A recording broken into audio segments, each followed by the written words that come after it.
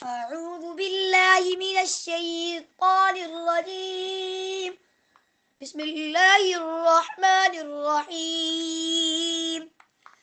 أحل لكم ليلة الصيام الرفث إلى نسائكم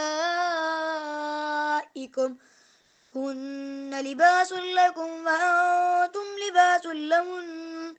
علم الله أنكم كنتم تختانون أنفسكم فتاب عليكم وعفى عنكم، فالآن باشروهن وابتغوا ما كتب الله لكم وكلوا واشربوا حتى يتبين لكم الخيط الأبيض من الخيط الأسود من الفجر، ثم أتموا الصيام إلى الليل ولا تباشروهن وأنتم عاكفون في المساجد، تلك حدود الله فلا تقربوها، كذلك يبين الله آياته للناس لعلهم يتقون. ولا تأكلوا أموالكم بينكم بالباطل وتدلوا بها إلى الحكام لتأكلوا فريقا من أموال الناس بالإثم وأنتم تعلمون. يسألونك عن الأهلة قل هي مواقيت للناس والحج، وليس البر بأن تأتوا البيوت من ظهورها ولكن البر من اتقى، وأتوا البيوت من أبوابها واتقوا الله لعلكم تفلحون. وقاتلوا في سبيل الله الذين يقاتلونكم ولا تعتدوا إن الله لا يحب المعتدين. وَاقْتُلُوهُمْ حَيْثُ ثَقِفْتُمُوهُمْ وَأَخْرِجُوهُمْ مِنْ حَيْثُ أَخْرَجُوكُمْ وَالْفِتْنَةُ أَشَدُّ مِنَ الْقَتْلِ وَلَا تُقَاتِلُوهُمْ عِندَ الْمَسْجِدِ الْحَرَامِ حَتَّى يُقَاتِلُوكُمْ فِيهِ فَإِنْ قَاتَلُوكُمْ فَاقْتُلُوهُمْ كَذَلِكَ جَزَاءُ الْكَافِرِينَ. فَإِنِ انْتَهَوْا فَإِنَّ اللَّهَ غَفُورٌ رَحِيمٌ. وقاتلوهم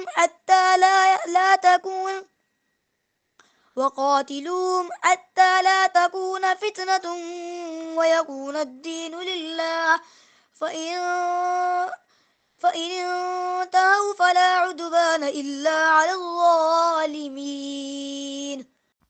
نحمده ونصلي على رسوله الكريم اما بعد فاعوذ باللہ من الشیطان الرجیم بسم اللہ الرحمن الرحیم رب اشرح لی صدری ویسر لی امری واحلل عقدۃ من لسانی یفقہوا قولی۔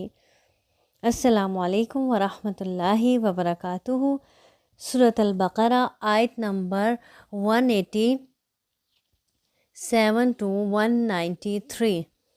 لفظی ترجمہ: اوہلا حلال ہوا، لکم تم کو، لیلۃ الصیامی روزے کی رات، رفثو بے پردہ ہونا، الی نسائکم اپنی عورتوں سے، ہن وہ لباسن لباس ہیں، لکم تمہارا، وانتم اور تم لباسن لباس ہو، لہن ان کا۔ علما جان لیا اللہ اللہ نے، انکم کہ تم کنتم تھے، تختانون خیانت کرتے، انفسکم اپنی جانوں سے، فتابا سو معاف کر دیا، علیکم تم کو، وعافا اور درگزر کی، عنکم تم سے، فالآنا پس اب، باشروہن ملو ان سے، وابتغوا اور طلب کرو، ماں اس کو جو، کتبا لکھ دیا، اللہ اللہ نے، لکم تمہارے لیے، وکلو اور کھاؤ، واشربو اور پیو، حتیٰ جب تک کہ یتبینہ صاف نظر آئے، لکم تم کو، الخیط الابیض دھاری سفید، من الخیط الاسود سیاہ دھاری سے، من الفجر فجر کی، ثم پھر، اتمو تم پورا کرو، صیامہ روزہ، الی اللیل رات تک، ولا اور نہ تباشروہن ملو ان سے، وانتم جبکہ تم عاکفون اعتکاف کرنے والے ہو، فی المساجد مسجدوں میں، تلک یہ حدود اللہ حدیں ہیں اللہ کی، فلا پس نہ تقربوہا قریب جاؤ ان کے، کذالک اسی طرح، یبین اللہ بیان کرتا ہے اللہ آیاتہ اپنی آیتیں، للناس لوگوں کے واسطے، لعلہم تاکہ وہ یتقون بچتے رہیں، ولا اور نہ تأکلوا کھاؤ، اموالکم ایک دوسرے کا مال، بینکم آپس میں، بالباطل ناحق، وتدلو اور نہ پہنچاؤ، بہا ان کو، الی الحکام حاکموں تک، لتأکلوا تاکہ تم کھاؤ، فریقاً کوئی حصہ، من اموال الناس لوگوں کے مال میں سے،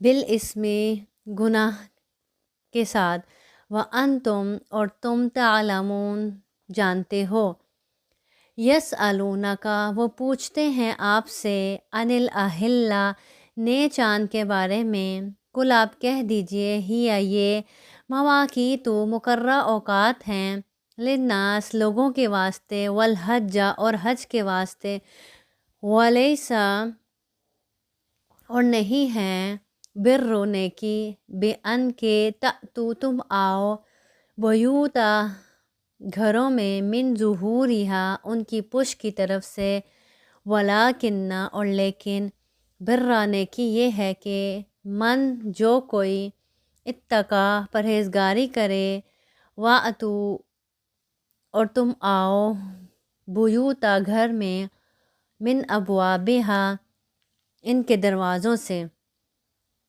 واتقوا اور تم ڈرو، اللہ سے، لعلکم تاکہ تم تفلحون کامیابی حاصل کرو، وقاتلوا اور تم لڑو، فی سبیل اللہ اللہ کی راہ میں، الذین ان لوگوں سے جو، یقاتلونکم لڑتے ہیں تم سے، ولا تعتدوا اور نہ زیادتی کرو، ان اللہ بے شک اللہ، لا یحب نہیں پسند کرتا، المعتدین زیادتی کرنے والوں کو،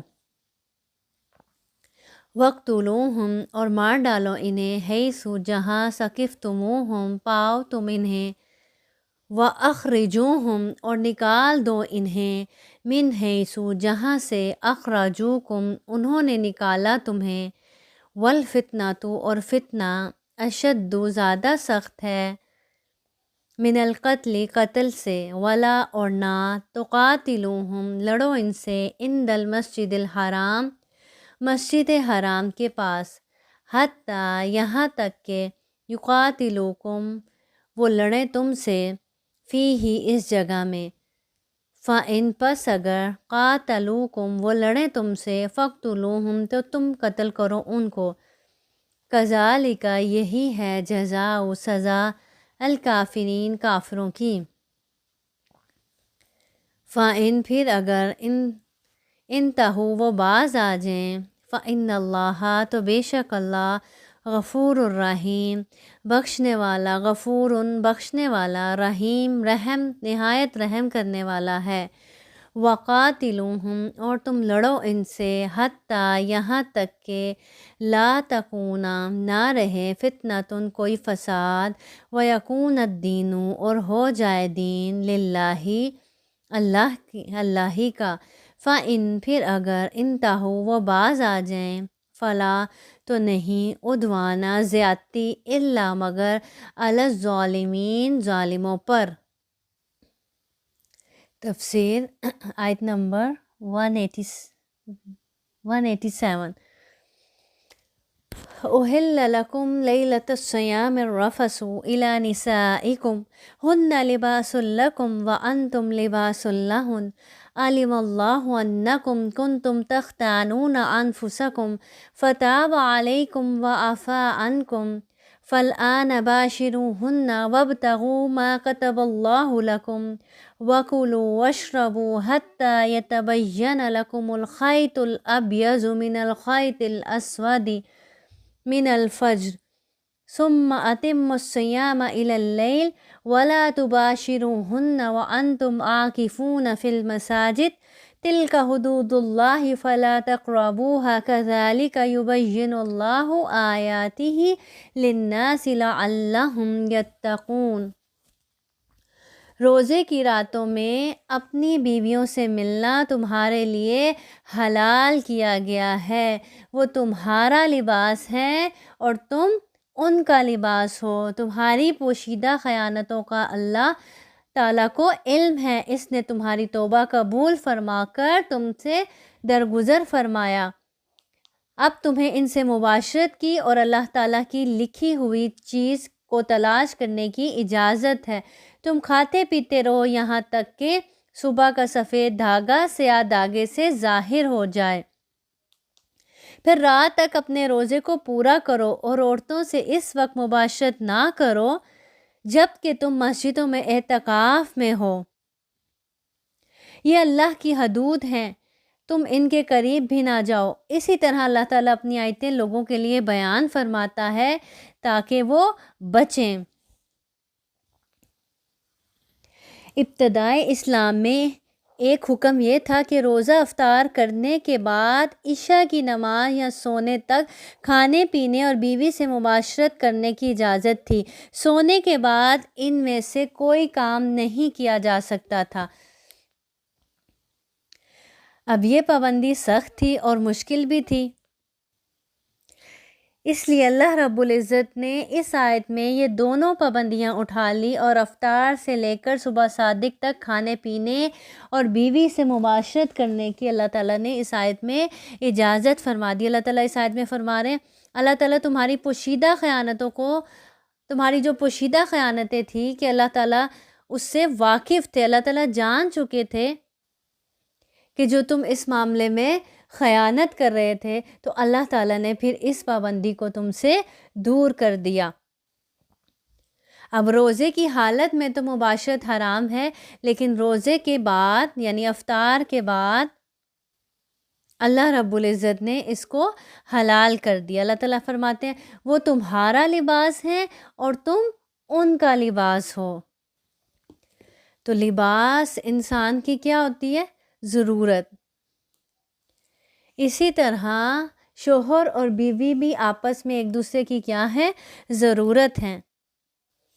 اسی طرح جیسے لباس انسان کے قریب ترین ہوتا ہے، انسان کے جسم کے سب سے قریب ترین چیز کیا ہوتی ہے؟ انسان کا اپنا لباس ہوتا ہے۔ اسی طریقے سے شوہر اور بیوی کا یہ جو تعلق ہے، یہ جو رشتہ ہے، یہ بھی سب رشتوں سے زیادہ قریب ترین رشتہ کیا ہے؟ یہ شوہر اور بیوی کا۔ اب سب سے قریب ترین رشتہ یہی ہے، تو اچھائیوں اور برائیوں سے بھی سب سے زیادہ واقف ایک دوسرے کا یہی رشتہ ہوتا ہے۔ تو اب اس کا کیا کام ہے رشتے کا؟ کہ جس طرح لباس انسان کے جسم کے عیوب کو ڈھانپ لیتا ہے، اسی طرح شوہر اور بیوی کو بھی چاہیے کہ وہ ایک دوسرے کا لباس ہے، تو وہ ایک دوسرے کے عیبوں پر کیا ڈالیں؟ پردہ ڈالیں، ان کو اچھالیں نہ، ان کو پردے کے اندر ہی دور کرنے کی کوشش کریں۔ اب جب انسان لباس پہنتا ہے تو وہ کس کو دیکھتا ہے؟ اپنے جسم کو نہیں دیکھ سکتا، وہ اپنے لباس کو دیکھتا ہے نا کہ کیسا لگ رہا ہے۔ اسی طرح سے شادی کے بعد پھر انسان کو اپنے پارٹنر کو دیکھنا پڑتا ہے کہ وہ کس چیز سے خوش ہے، اس کو کیا چیز پسند ہے۔ پھر انسان اپنے آپ کو نہیں دیکھتا، اپنے آپ کو نہیں سوچتا، پھر اس کو اپنے پارٹنر کے بارے میں سوچنا پڑتا ہے، اس کی خوشی کا خیال رکھنا پڑتا ہے، اس کو دیکھنا پڑتا ہے۔ اب ادھر یہ سوال پیدا ہوتا ہے کہ انسان کہتا ہے اچھا میں تو دیکھتا ہوں اس کی خوشی کو، میں تو اس کا خیال کرتا ہوں، لیکن دوسرا بندہ نہیں کرتا۔ تو آپ اللہ کی رضا کے لیے اپنا کام کرتے جائیں، اپنے فرائض ادا کرتے جائیں، اور جو اپنے حقوق ہیں وہ اپنے رب سے مانگیں۔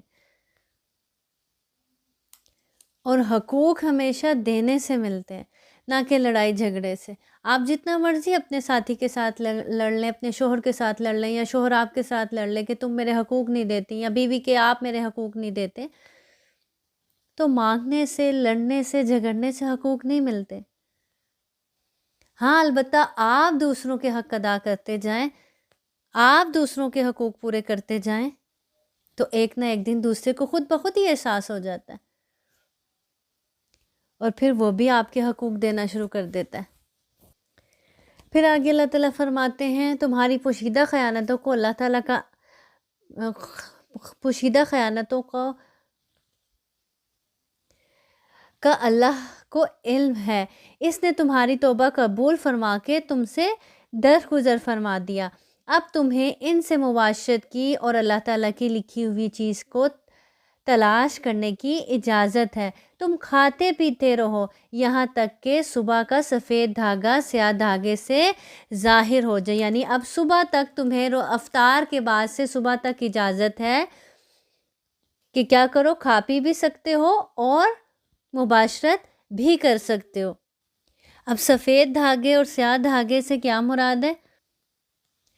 سیدنا علی رضی اللہ عنہ بیان کرتے ہیں کہ انہوں نے ایک سیاہ اور سفید دھاگا لے لیا اور کچھ رات گزرنے کے بعد انہیں دیکھا تو دونوں میں فرق نمایاں نہ ہو سکا۔ جب صبح ہوئی تو انہوں نے عرض کی، اے اللہ کے رسول، میں نے 2 دھاگے اپنے تکیے کے نیچے رکھ لیے تھے۔ آپ صلی اللہ علیہ وسلم نے فرمایا، پھر تو تمہارا تکیہ بہت بڑا ہوا کہ اس میں سفید اور سیاہ دھاری تمہارے تکیے کے نیچے تھی۔ سیدنا عدی بن حاتم رضی اللہ عنہ بیان کرتے ہیں، ایک دوسری روایت میں ہے کہ میں نے عرض کیا، اللہ کے رسول، سیاہ اور سفید دھاری سے کیا مراد ہے؟ کیا اس سے 2 دھاگے مراد ہیں؟ فرمایا، پھر تو تمہاری گدی بہت لمبی چوڑی ہے، اگر تم نے ان دونوں دھاگوں کو دیکھ لیا ہے۔ پھر فرمایا، نہیں، ان سے مراد 2 دھاگے نہیں ہیں، بلکہ ان سے مراد رات کی سیاہی اور صبح کی سفیدی ہے۔ اب انہوں نے کیا کیا؟ انہوں نے جب یہ آیت سنی تو 2 دھاگے لے کر اپنے تکیے کے نیچے رکھ لیے کہ جب یہ الگ ہوں گے تو سحری کا وقت ہو جائے گا۔ تو آپ سے سب نے فرمایا، نہیں، ان سے مراد 2 دھاگے نہیں، ان سے مراد کیا ہے؟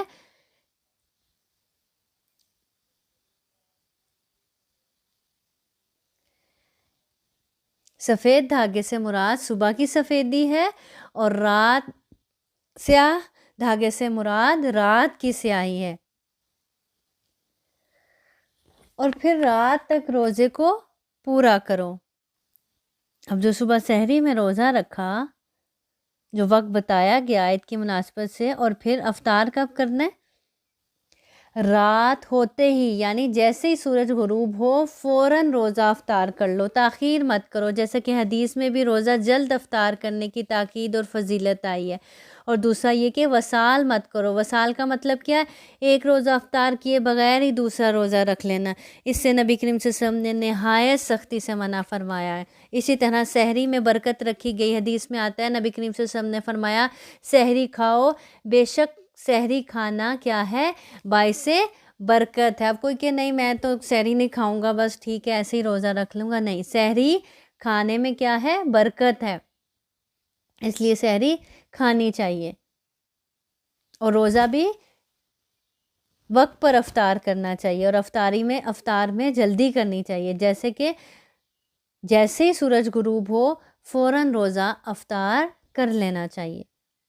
پھر آگے اللہ رب العزت فرما رہے ہیں، اور عورتوں سے اس وقت مباشرت نہ کرو جب کہ تم مسجدوں میں اعتکاف میں ہو، یعنی اب ویسے تو روزوں کی راتوں میں مباشرت حلال کر دی گئی، لیکن اعتکاف میں مباشرت کیا ہے؟ حلال نہیں ہے۔ اب آیت کے اس حصے سے کیا پتہ چلتا ہے کہ اعتکاف کہاں پر ہوتا ہے؟ مسجدوں میں ہی ہوتا ہے۔ تو آیت کے اس حصے سے استدلال کیا گیا کہ اعتکاف کے لیے مسجد ضروری ہے، چاہے مرد ہو یا پھر عورت، کیونکہ صحیح بخاری کی روایت کے مطابق نبی کریم صلی اللہ علیہ وسلم کی بیویاں مسجد ہی میں اعتکاف کرتی تھی، اور یہ بھی معلوم ہوا کہ اعتکاف ہر مسجد میں ہو سکتا ہے، البتہ مسجد میں ان کے لیے ہر چیز کا مردوں سے الگ انتظام کرنا ضروری ہے۔ جیسے عورتیں اور مرد کہاں اعتکاف کریں گے؟ صرف مساجد میں ہی اعتکاف ہو سکتا ہے، مساجد میں ہی کریں گے۔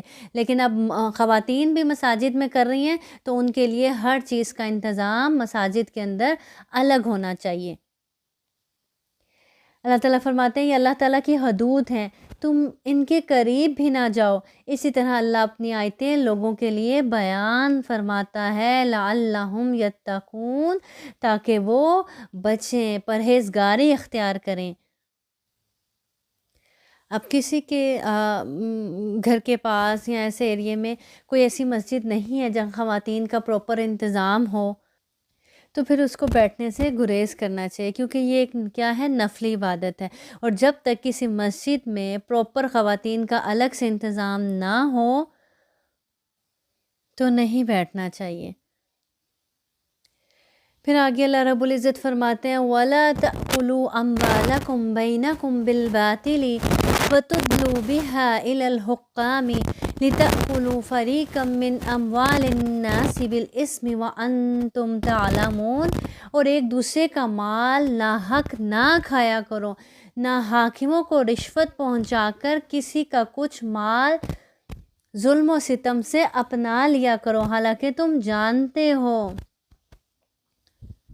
یعنی ایسا کرتے وقت تمہیں معلوم ہے کہ تم کسی پر ظلم کر رہے ہو، کسی پر زیادتی کر رہے ہو، کسی کا مال ناحق لے رہے ہو، تم اس کو جانتے بوجھتے ہوئے ایسا کر رہے ہو، تو یہ تمہارے لیے ہرگز بھی حلال نہیں ہے، ناجائز ہے۔ اس لیے ایسا کرنے سے کیا کرو؟ گریز کرو۔ ایسے شخص کے بارے میں ہے جس کے پاس کسی کا حق ہو لیکن حق والے کے پاس ثبوت نہ ہو، جس کا حق ہے اس کے پاس کوئی ثبوت نہیں ہے کہ وہ پیش کر دے، اس کمزوری سے فائدہ اٹھا کر وہ عدالت میں اپنے حق میں فیصلہ کروا لیتا ہے، تو اس طرح سے دوسرے کا حق کیا کر لیتا ہے؟ غصب کر لے، تو یہ کیا ہے؟ ظلم ہے، حرام ہے۔ عدالت کا فیصلہ ظلم اور حرام کو جائز اور حلال نہیں کر سکتا۔ جیسے آپ صلی اللہ علیہ وسلم نے بھی فرمایا کہ میں ایک آدمی ہوں، اس لیے جب کوئی میرے پاس جھگڑا لے کر آتا ہے تو ہو سکتا ہے کہ تم میں سے ایک دوسرے سے زیادہ اچھی طرح اپنی دلیل پیش کرے، اور میں اسے سچا خیال کرتے ہوئے اس کے مطابق فیصلہ کر دوں، تو اگر میں کسی شخص کو اس کے بھائی کے حق میں سے کچھ دینے کا فیصلہ کر دوں تو وہ آگ کا ایک ٹکڑا ہے، چاہے تو اسے لے لے اور چاہے تو اسے چھوڑ دے۔ یعنی جھوٹ بول کر اگر کوئی میرے سے اپنے حق میں فیصلہ کروا بھی لیتا ہے اور میں نہیں جانتا، تو وہ یہ جان لے کہ وہ آگ کا ایک ٹکڑا لے رہا ہے، اب چاہے تو وہ آگ کا ٹکڑا لے لے اور چاہے تو چھوڑ دے۔ تو عدالت کے ذریعے اگر آپ کسی کا حق مار بھی لیتے ہیں، غصب بھی کر لیتے ہیں، خود حاصل کر لیتے ہیں، تو یاد رکھیں کہ یہ کیا ہے؟ آگ کا ایک ٹکڑا ہے جو آپ لے رہے ہیں۔ اب چاہیں تو وہ آگ کا ٹکڑا چھوڑ دیں، جس کی چیز ہے اس کو واپس کر دیں، اور یا چاہیں تو وہ آگ کا ٹکڑا رکھ لیں۔ اسی طرح حدیث میں آتا ہے، نبی کریم صلی اللہ علیہ وسلم نے فرمایا جس نے کسی کی زمین سے تھوڑا سا قطعہ بھی ناحق لے لیا تو اس کو 7 زمینوں کا طوق پہنایا جائے گا۔ یعنی تھوڑا سا بھی زمین کا حصہ کسی کا لے لیا، کسی کا تھا، اس پر قبضہ کر لیا، اب وہ اتنی زمین، تو اب اس کو صرف اتنی زمین نہیں بلکہ 7 زمینوں کا اس کو قیامت کے روز طوق بنا کر اس کے گلے میں ڈالا جائے گا۔ اسی طرح ایک اور حدیث میں آتا ہے، نبی کریم صلی اللہ علیہ وسلم نے فرمایا جس شخص نے کسی دوسرے کی عزت یا کسی اور چیز میں کسی قسم کا ظلم کیا ہو تو اسے چاہیے کہ آج معاف کرا لے، اس سے پہلے کہ وہ دن آ جائے جس دن نہ دینار ہوں گے نہ درہم ہوں گے۔ آج تو دے دو گے، واپس کسی کا حق مارا ہے تو اس کو دے دو گے، کل کہاں سے لاؤ گے؟ قیامت کے روز نہ کوئی درہم ہوں گے، نہ دینار ہوں گے، نہ جائیدادیں ہوں گی، نہ زمین ہوگی۔ اگر ظالم کے اچھے عمل ہوں گے تو اس کے ظلم کی مقدار کے مطابق اس سے لے لیے جائیں گے، اور اگر اچھے عمل نہیں ہوں گے تو ظلم کے گناہ مظلوم کے گناہ اس پر لاد دیے جائیں گے۔ یعنی اگر ظالم کے اچھے اعمال ہوں گے تو کیا کیا جائے گا؟ اب اس روز درہم اور دینار تو نہیں ہوں گے، اگر کسی پہ زیادتی کی ہوگی، کسی کا حق مارا ہوگا تو اس روز تو بدلہ دینا پڑے گا نا۔ تو کیا کیا جائے گا؟ اس کی نیکیاں اس کو دینی پڑیں گی، اس کو اپنی نیکیاں دینی پڑیں گی، جس کے حق میں کمی کی ہوگی، جس کا حق مارا ہوگا اس روز اگر نیکیاں پاس ہوں گی تو نیکیاں دینی پڑیں گی، اور اگر نیکیاں نہیں ہوں گی تو دوسرے کے گناہ اپنے اوپر لادنے پڑیں گے۔ تو کیا کرنا چاہیے انسان کو؟ آج معاف کروا لے، کسی کے ساتھ زیادتی کی ہے، کسی پر ظلم کیا ہے، آج اس سے معافی مانگ لے، اس کا حق اس کو ادا کر دے، اس کی چیز اس کو لوٹا دے، کیونکہ کل پھر پچھتاوے کے علاوہ انسان کے پاس کچھ نہیں ہوگا۔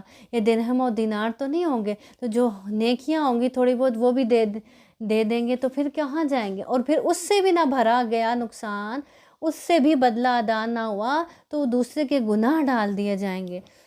تو بہت ڈرنے کی ضرورت ہے۔ پھر آگے اللہ رب العزت فرماتے ہیں یسألونک عن الأہلہ قل ہی مواقیت للناس والحج ولیس البر بأن تأتوا البیوت من ظہورها ولكن البر من اتقى وأتوا البیوت من أبوابها واتقوا الله لعلكم تفلحون۔ لوگ آپ سے چاند کے بارے میں سوال کرتے ہیں، آپ کہہ دیجئے یہ لوگوں کی عبادت کے وقتوں اور حج کے موسم کے لیے ہے، احرام کی حالت میں اور گھروں کے پیچھے سے تمہارا آنا کچھ نیکی نہیں بلکہ نیکی والا وہ ہے جو متقی ہو، اور گھروں میں تو دروازوں میں سے ہی آیا کرو، اور اللہ سے ڈرتے رہو تاکہ تم کامیاب ہو جاؤ۔ اللہ تعالیٰ کیا فرما رہے ہیں؟ لوگ آپ سے چاند کے بارے میں سوال کرتے ہیں تو آپ کہہ دیجئے کیا کہ چاند تو کیا ہے کہ یہ تو لوگوں کی عبادت کے وقت اور حج کے موسم کے لیے، یعنی یہ تو تمہارا اسلامی کیلنڈر ہے جس کے ذریعے سے تم اپنی عبادات کے وقت معلوم کرو گے۔ اب چاند کے حساب سے کیا مہینہ کبھی 29 دن کا ہوتا ہے یا پھر 30 دن کا ہوتا ہے؟ اب اسی چاند کے حساب سے ہم کیا رکھتے ہیں؟ روزے، اپنا رمضان سٹارٹ کرتے ہیں، اسی چاند کے حساب سے عید، اسی چاند کے حساب سے حج۔ تو اللہ تعالیٰ کہہ رہے ہیں یہ تو عبادتوں کے وقت معلوم کرنے کے لیے تمہارے لیے کیلنڈر ہے۔ اب حالت احرام کی یعنی حالت احرام میں گھروں میں پیچھے سے تمہارا آنا کچھ نیکی نہیں، یہ اس سے کیا مراد ہے؟ اب کیا ہوتا تھا انصار جاہلیت میں جب حج یا عمرہ کا احرام باندھ لیتے اور پھر کسی خاص ضرورت کے لیے گھر آنے کی ضرورت پڑ جاتی، یعنی بعض اوقات ہوتا ہے نا ہم گھر سے نکلتے ہیں اور پھر ہم کہتے ہیں اچھا فلاں چیز رہ گئی گھر میں، اور واپس گھر جانا چاہتے ہیں کہ تاکہ وہ چیز لے آئیں۔ اب یہ کیا کرتے تھے کہ حج و عمرے کا احرام باندھ لیتے اور پھر کوئی ضرورت کی چیز کے لیے گھر واپس لوٹنا پڑتا تو دروازے سے آنے کی بجائے پیچھے سے دیوار پھلانگ کر آتے تھے اور اس کو نیکی سمجھتے تھے۔ تو اللہ تعالیٰ نے فرمایا نیکی یہ نہیں ہے، نیکی تو یہ ہے کہ تم متقی بن جاؤ، تم اللہ سے ڈرنے والے بن جاؤ، تم پرہیزگار بن جاؤ، تمہارے اندر اللہ کا ڈر اور خوف ہو، یہ نیکی ہے۔ اللہ سے ڈرتے ہوئے معاملہ کرو تم، اور جو اللہ سے ڈرے گا وہی کامیاب ہوگا۔ واتقوا اللہ، اور اللہ سے ڈرو، لعلکم تفلحون، تاکہ تم کامیاب ہو جاؤ۔ پھر آگے اللہ رب العزت فرماتے ہیں وَقَاتِلُوا فِي سَبِيلِ اللَّهِ الَّذِينَ يُقَاتِلُونَكُمْ وَلَا تَعْتَدُوا ان اللہ لا يحب المعتدین۔ لڑو اللہ کی راہ میں ان سے جو تم سے لڑتے ہیں، اور زیادتی نہ کرو، اللہ تعالیٰ زیادتی کرنے والوں کو پسند نہیں فرماتا۔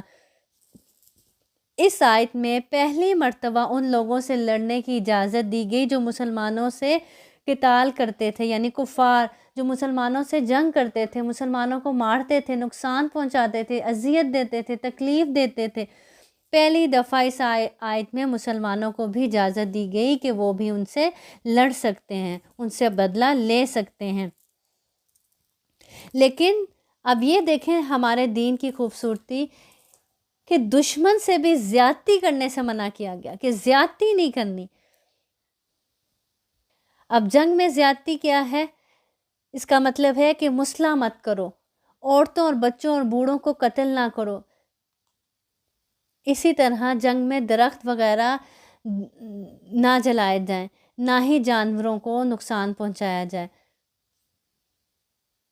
تو ان چیزوں سے بچا جائے۔ یہ چیزیں زیادتی میں آتی ہیں۔ پھر بتا دیا گیا کہ اللہ زیادتی کرنے والوں کو پسند نہیں کرتا۔ جب بھی کبھی کسی کے حق میں زیادتی کرنے لگیں، چاہے وہ کسی بھی طرح کی زیادتی ہے، تو یاد رکھیں ان اللہ لا یحب المعتدین، کہ اللہ زیادتی کرنے والوں کو پسند نہیں فرماتا۔ پھر آگے اللہ رب العزت فرماتے ہیں وَاقْتُلُوهُمْ حَيْثُ ثَقِفْتُمُوهُمْ وَأَخْرِجُوهُمْ مِنْ حَيْثُ أَخْرَجُوكُمْ وَالْفِتْنَةُ أَشَدُّ مِنَ الْقَتْلِ وَلَا تُقَاتِلُوهُمْ عِنْدَ الْمَسْجِدِ الْحَرَامِ حَتَّى يُقَاتِلُوكُمْ فِيهِ فَإِنْ قَاتَلُوكُمْ فَاقْتُلُوهُمْ كَذَلِكَ جَزَاءُ الْكَافِرِينَ۔ انہیں مارو جہاں بھی پاؤ اور انہیں نکالو جہاں سے انہوں نے تمہیں نکالا، اور سنو فتنہ قتل سے زیادہ سخت ہے، اور مسجد حرام کے پاس ان سے لڑائی نہ کرو جب تک کہ یہ خود تم سے نہ لڑیں۔ اگر یہ تم سے لڑیں تو تم بھی انہیں مارو، کافروں کا یہی بدلہ ہے۔ اب کیا مکہ میں مسلمان چونکہ کمزور تھے اور منتشر بھی تھے، اس لیے کفار سے قتال ممنوع تھا۔ ہجرت کے بعد مسلمانوں کی ساری قوت مدینہ میں جمع ہو گئی، تو پھر ان کو جہاد کی اجازت دے دی اللہ تعالیٰ نے۔ ابتدا میں آپ صرف انہی سے لڑتے جو مسلمانوں سے لڑنے میں پہل کرتے۔ اس کے بعد اس میں مزید توسیع کر دی گئی اور مسلمانوں نے حسب ضرورت کفار کے علاقوں میں جا کر بھی جہاد کیا، اور قرآن کریم میں زیادتی سے منع کیا گیا۔ اس لیے نبی کریم صلی اللہ علیہ وسلم اپنے لشکر کو تاکید فرماتے تھے کہ خیانت، بدعہدی اور مصلح نہیں کرنا، نہ بچوں اور عورتوں کو نقصان پہنچانا ہے، اور نہ گرجوں میں مصروف عبادت درویشیوں کو قتل کرنا ہے۔ اسی طرح درختوں کے جلانے اور حیوانات کو بغیر کسی مصلحت کے مارنے سے بھی منع فرماتے تھے۔ اب اس آیت میں ذکر ہے انہیں مارو جہاں بھی پاؤ، یعنی جہاں بھی تمہیں ان پر قدرت حاصل ہو جائے وہاں انہیں مارو۔ اور پھر کیا وَمِنْ حَيْثُ أَخْرَجُوكُمْ، اس کا کیا مطلب ہے؟ یعنی جس طرح کفار نے تمہیں مکہ سے نکالا تھا، اسی طرح تم بھی ان کو مکہ سے نکال باہر کرو۔ چنانچہ فتح مکہ کے بعد جو لوگ مسلمان نہیں ہوئے، انہیں مدت معاہدہ ختم ہونے کے بعد وہاں سے نکل جانے کا حکم دے دیا گیا۔ اور پھر آگے اللہ تعالیٰ کیا کہہ رہے ہیں؟ سنو فتنہ قتل سے زیادہ سخت ہے۔ اور فتنے سے مراد یہاں کیا ہے؟ کفر و شرک ہے۔ یعنی اللہ تعالیٰ کہہ رہے ہیں یہ قتل سے بھی زیادہ سخت ہے، اس لیے اس کو ختم کرنے کے لیے جہاد سے گریز نہیں کرنا۔ اور پھر آگے کیا کہا گیا؟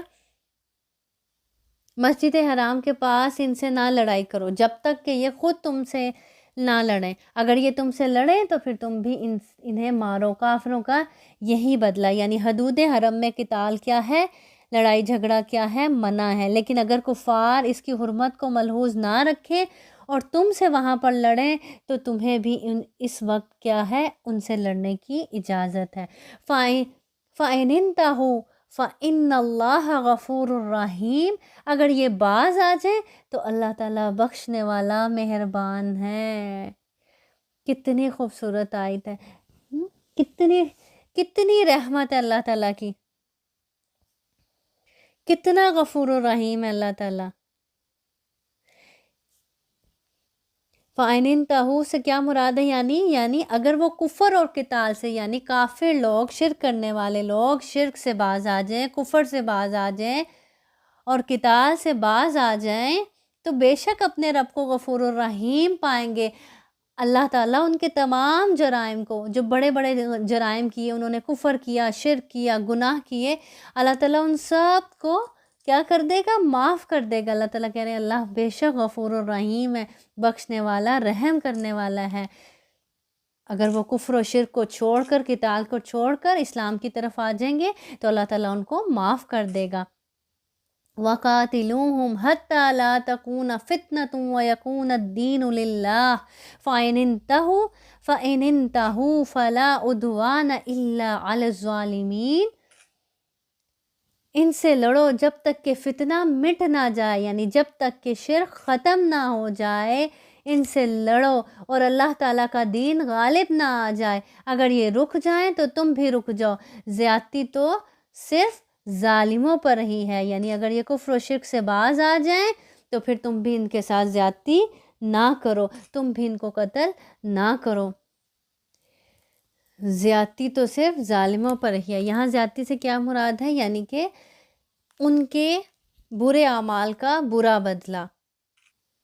تو اس آیت سے کیا پتہ چلتا ہے کہ کب تک جنگ جاری رکھیں، اللہ کے راستے میں جہاد جاری رکھیں، جب تک کہ فتنہ و فساد ختم نہ ہو جائے، کفر و شرک کا زور ٹوٹ نہ جائے اور پوری طرح اللہ کا دین نافذ نہ ہو جائے اور کوئی قانون باقی نہ رہے سوائے اللہ کے قانون کے۔ رسول صلی اللہ علیہ وسلم کی بعثت کا مقصد بھی یہی ہے۔ اللہ پاک آج بھی اس دین کو غالب کریں، آج بھی اللہ پوری طرح اللہ کا دین نافذ ہو جائے